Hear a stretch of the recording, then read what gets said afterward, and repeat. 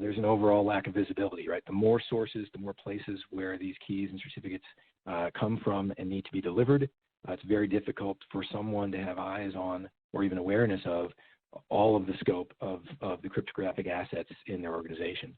The manual systems that worked really well in phase one, putting all your certs on a spreadsheet, worked just fine when you only have 50 certificates, but it doesn't work anymore when you have 50 million. And that number, sounds high, but it's not at all uncommon when you look at the entire breadth of an organization. All of the systems that we're talking about and the sources where they're coming from, including internal PKI and these self-generated systems, that number can actually be reached pretty quickly. And a lot of these systems are kind of siloed, right? So they don't all connect together, which makes it a bigger challenge. And the other piece is because all these assets are being generated and delivered to different places in the organization, in some cases by different people and groups within an organization. There's no one person, there's no accountability around cryptography and managing these assets all up inside of an organization. And I think all organizations are wrestling with a lack of expertise, right? This is, complex technology. It's something that is also changing. The state-of-the-art knowledge 10 years ago is not sufficient from today's standpoint. And so finding people that are talented enough to, and just have the background, it's not rocket science, but it's something that a lot of people just acknowledge that they don't have. Once there's training and folks have that knowledge, obviously it makes things a lot better. However, those skill sets are rare and expensive, and we have seen a trend where highly trained, highly skilled folks that understand this stuff wind up leaving the organization for better pay, better opportunity, et cetera. And this just creates challenges across the board as we move forward. And so, that's kind of the problem statement. I guess to go a little bit deeper, the other place where this really manifests itself is in exposure to breaches, to cryptographic risk in general. And one of the things we've done here is just sort of map out, new breaches happen all the time, right? They have become almost so common that they've almost just become a backdrop of the IT news. There was a recent breach from Marriott, most recently announced a few weeks ago. That's one in a line of many, and they I think kind of at this point blend into the backdrop of the news cycle.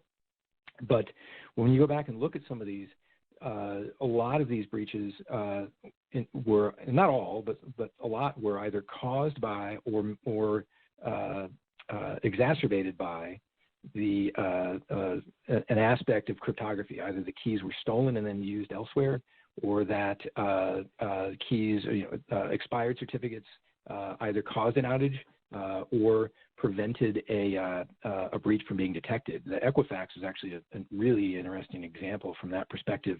It was actually an expired certificate on an intrusion detection system that prevented Equifax from realizing that the breach was underway for a very long time. And the moment that certificate was updated, their intrusion detection system started going off. They were able to start responding to the breach. And if you notice, the increase of scenarios where cryptographic assets are somehow involved in breaches continues to rise in frequency along with the frequency of the breaches. So there really is an aspect.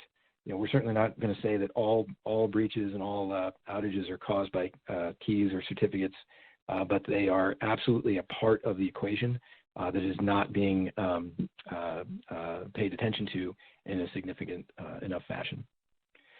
And so, from our perspective, from Ted's seat, we agree. I think the first step really is to get at some sort of center of excellence, get an organization, a stakeholder, someone that chains or is at VP or C level to own cryptographic excellence, cryptographic knowledge, to be able to start getting your arms around the places where all these keys and certificates need to go, the sources where all these keys and certificates are coming from, and then to start to apply policy to the use of those things to start to get things under control.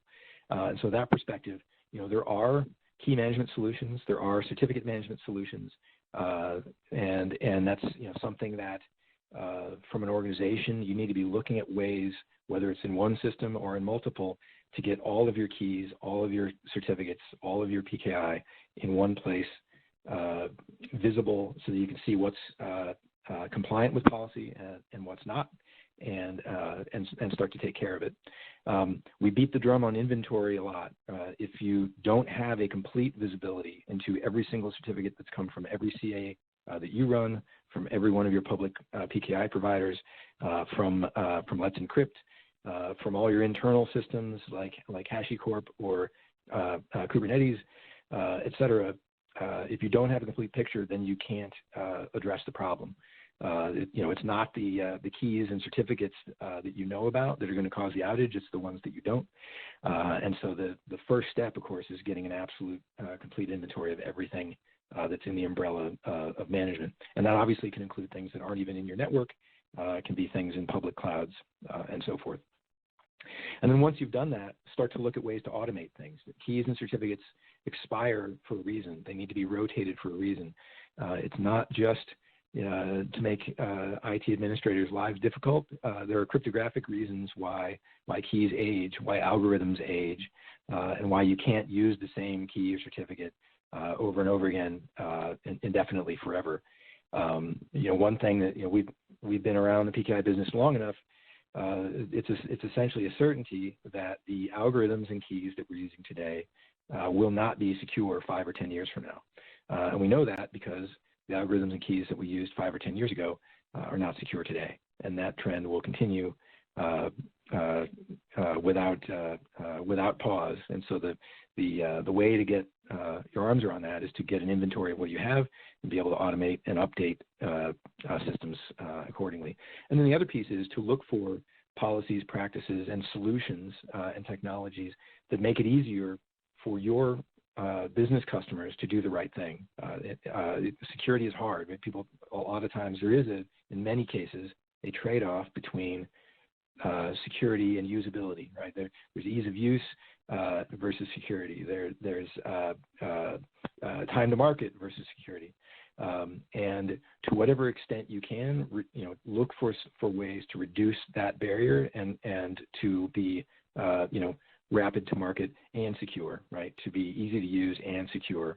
Those are things that, if a policy or system is too difficult to use, your users won't follow it, and you're no better off than you were before. So that's certainly a critical piece to this as well.